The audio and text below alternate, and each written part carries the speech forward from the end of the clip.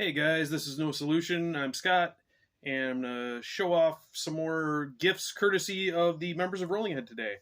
So I showed previously. I'd shown Dean had sent me the 7 inch that I was missing from Rolling Head, and his brother Dave, who's also was also in the band, played bass. He contacted me and said, "Hey, I've got some old posters. If you would like them, I can drop them off at your house." He actually lives still kind of in the area. So I was like, "Oh yeah, it's cool. That'd be awesome if you could do that." And then he mentioned that he played in a band called Jim Jones and the Kool-Aid Kids. I don't know if anyone is aware of them. I think they kind of had a reputation outside the area, and I definitely had heard the name since they were kind of a local band. Not exactly Kalamazoo where I live, but kind of close. And they were a little before my time, sort of mid to late 80s when I wasn't really old enough to be going to shows or anything. And he said, "Yeah, the Dark Descent has just re-released our album." I was like, "Oh, that's awesome. I would definitely want to check that out." And he said, "Oh, I've got a copy. I'll give you that. I'll give you that too." So he dropped all that stuff off. Unfortunately, we work different schedules, so I wasn't able to thank him in person. But if you're seeing this, Dave, thank you very much. I really appreciate all the cool stuff you gave me. That was very nice of you. And I was curious to hear this. So here's Jim Jones and the Kool-Aid Kids. The album's called Trust Me. It came out in 1986 originally. And based on the name, I guess I kind of just had an assumption of what they were. I thought they were kind of like a hardcore punk band. And they're not at all. Apparently, doing some research, I saw that was kind of what they started as. But by the time this came out, it was really something totally different. They were fans of Black Sabbath and heavy metal in general, and kind of incorporated that into their sound. So this was a huge surprise, way ahead of its time, I would say. As a comp, Slaughter from Canada, obviously. They remind me most of that kind of sound. They don't. I wouldn't say they sound like Slaughter, but sort of in that vein of punk into metal and kind of combining it into kind of a new thing. So I wrote down some adjectives just to jog my memory to make sure I didn't just and ah through this whole thing. But very sludgy, doomy parts. Definitely, I hear some Celtic Frost in there. There's some thrashy parts, some crossover. Obviously, a little bit of punk, and in parts, I would say even proto death metal. I know the age old debate of what was the first death metal band, and when people bring up Possessed, I'm just like, I don't hear it, man. And I wouldn't call this death metal either, but I would say this is closer to death metal than Possessed ever was. But that's an argument that's really not worth getting into. Everybody's mind's made up on that front. But very short, like 32 minutes, but super fun the whole way through. See some of my favorite songs. Manufactured Christ, which that'll give you an idea of. They still kind of had the hardcore lyrics, I guess, with like anti-religion, anti-government kind of things. But they also have some humorous ones, like one of the songs, Creeping Brown Death. Just going through their Facebook page, I saw that was based on a car one of them had. It was a shitty brown car that they called the Creeping Brown Death. But yeah, Manufactured Christ is like almost a straight up thrash song, which is really fun. Society for Creative Pain is an instrumental, has some samples in the beginning, and then it's like a really slow plodding doom part that then goes into this more mid-paced groovy part. Not really melodic, but very catchy.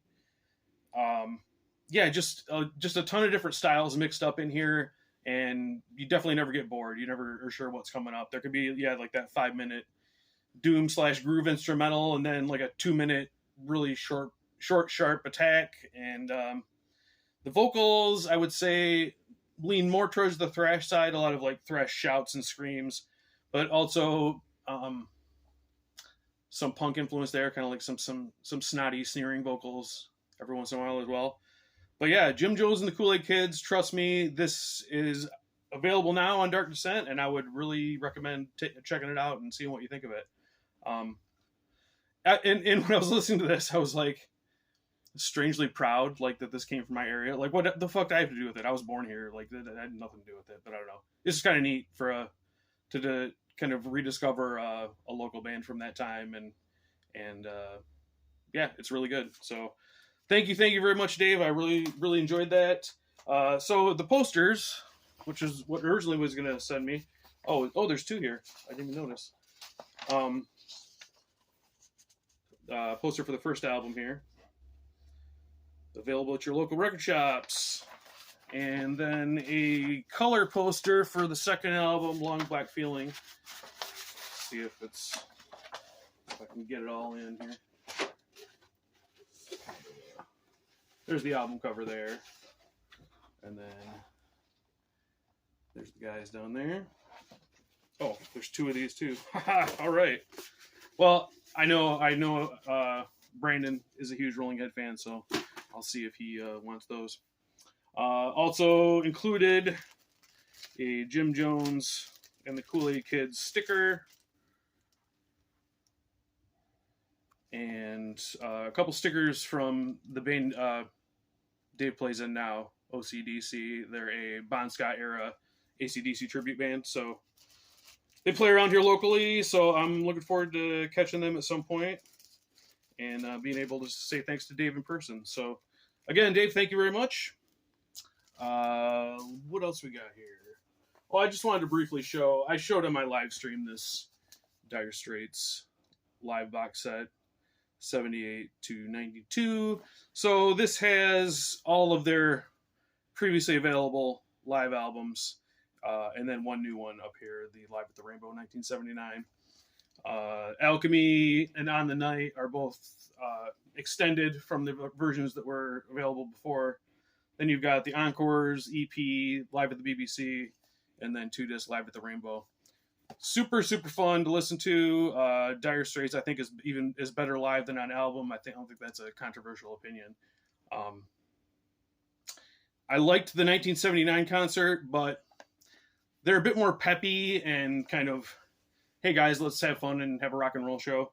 And I kind of like, Alchemy is still my favorite, where they seem a little bit road weary and everything's a little more loose and more improvisation and just kind of sadder. And I tend to gravitate toward the sadder stuff anyway. So Dire Straits, I first saw this on the Now Spinning channel, hosted by a guy named Phil in the UK. He does a lot of just kind of release updates and reviews and unboxings of box sets and stuff like that. But just a super chill and positive guy, and I really enjoy his channel. So if you haven't seen that, I'll link it below. In the sea of negativity that is social media, it's kind of cool to find a guy who just wants to talk about stuff he likes and turn people on to stuff. So Phil, if you see this, thank you for letting me know about this. I didn't know about it, and I like it very much.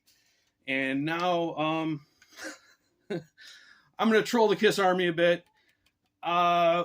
William from Pumping Vinyl had said he thinks I should join in the VC trolls, and I don't have the skin thick enough for that. And this isn't really a troll, because to me a troll is like when you're doing something deliberately to piss somebody off. And maybe a little bit on this. This is the not so classic Kiss album, Hot in the Shade from 1989. But this opinion is not something I made up to make anybody upset. I really believe it, and feel free to roast me about it. So, okay, here it is. Here's my shocking opinion about Kiss. I think that Hide Your Heart is the best Kiss song. I just fucking love it. They had a video for it. It was a kind of a minor hit, I think. The big hit on here was Forever, the ballad. But it's a Paul Stanley and Desmond Child co-written song with, I think they had another, Holly Knight also. And I guess this was going to be on the album before, but then didn't make it somehow. But then this song kind of got around, and I believe there are 4 different versions of this song from 1989. I know Bonnie Tyler did one. Molly Hatchet, I think, did one. And then Kiss finally did one on Hot in the Shade. And it's just so freaking catchy. Even the na na na na, hey hey hey, I'm in. And when Paul says come on, it's fucking great. I want to run through a wall when Paul's telling me to come on. Yeah, Hide Your Heart. I think it's a freaking great song. I love Kiss. I love old Kiss, but I think as a one-off pop rock construction of a song, I think it's the best thing they ever did. So feel free to tell me I'm an idiot and court-martial me and throw me out of the Kiss Army. But that's my controversial Kiss opinion. So that's it, guys. Thanks for watching. And as always, CM Punk is a piss baby. Later.